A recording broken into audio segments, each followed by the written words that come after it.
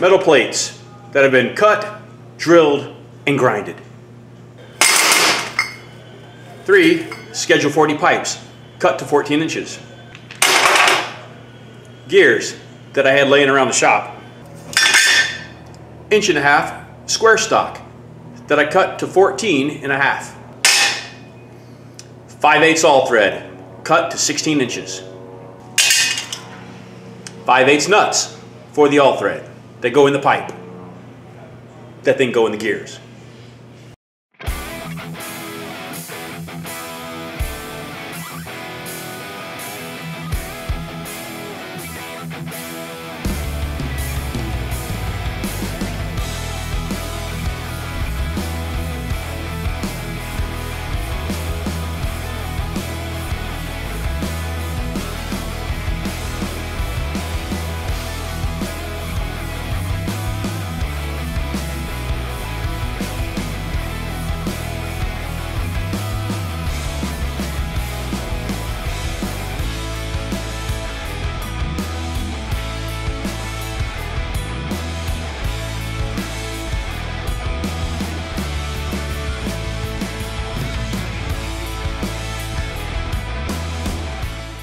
So I had to build the metal roller because I'm building this table.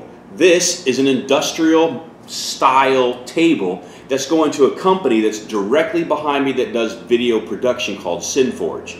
Now, I needed something that was going to be a little beefier than what you could get at Harbor Freight. I believe that can only bend about 20 gauge steel. I'm bending 11 gauge steel. That's close to 1/8 of an inch. So as you can see in the video, because I got a little happy there, 3-inch wide, 11 gauge, actually bent pretty good. I had to put my back into the 8-inch wide. It was having some problems getting through there. I'll make some modifications. I'm sure it'll be fine in the future. Okay, on a side note, we're at the end of October, it's 2018, and the weather's getting cooler here in Phoenix. That means I'm going to start working on the bus. It also means that I'm going to start ramping up my Patreon account. It's been sitting there for several years and I've not done anything with it. So start paying attention to the link here at the end for Patreon, and you're going to get exclusive content for the bus build. That's going to be my mobile workshop. And there's going to be a tier for the Patreon supporter that you're going to get to sponsor certain builds on the bus and get your name on the bus. So when we travel around to different Maker's Fair, you'll be with us.